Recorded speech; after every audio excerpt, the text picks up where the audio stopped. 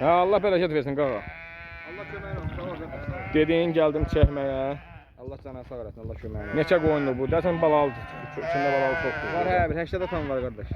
80 tan quzul oldu. Tam ətraflı məlumat ver, alan qardaşlar baxsın. Vallahi qardaş, Allah bərəkət versin. 250 baş heyvandır, keçsiz. Keçsiz Hə, belə şöyle. keçim var. 250 baş heyvandır. Onu bir 80-li 85'idi, doğu vallahi. Zəhmət olmasa yer işlə, mən də danışa çəkim. Buyur qardaş. Arxanı ətrafı çək. Yəni belə cəm çatasıyam qardaş. Neçə deyirsən bunu? Yağım dolub dartınmaq da. Neçə deyirsən qağam bunu? 40-mısan bir? Hə, bir 50-60'ın qardaş. Yox, baş keçəyin 40'ın başlayır. 60-ı 40. Neçə Neçə deyirsən? qardaş? Mudulu. Yəni mənim satmaq fikrim var. Yəni baha niyə maşın alışım yox. Erkəkli 85 nədir qulu var altında. Hə.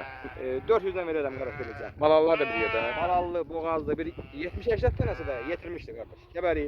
Allah bərəkət versin. Valla çox münasib. Qomlar şişələri. Münasib qiymət. Bu quzular altında pay gedir. Paydı. Deyə bu quzu zat. Ha, bax qardaş, bax elə yetişiklərim var bax. Hə. İçində bir 15 dənə də belə toxumluq erkəyim var. Elə bir 240 dedin də sən. Bəli qardaş. 240 heyvan 80 neçə dənəsi balalı 400 manata versin. Bəli qardaş, bəli. Hamısı baladır, bax. Baba, bunun hamısı baladır.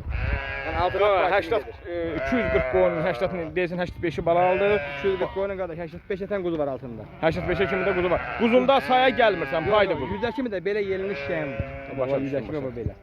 Quzunda Birinci saya, içində quzuda saya gəlmir. Yox qardaş, yox. Quzu altında pay gedir. Allah bərəkət versin. Allah kömək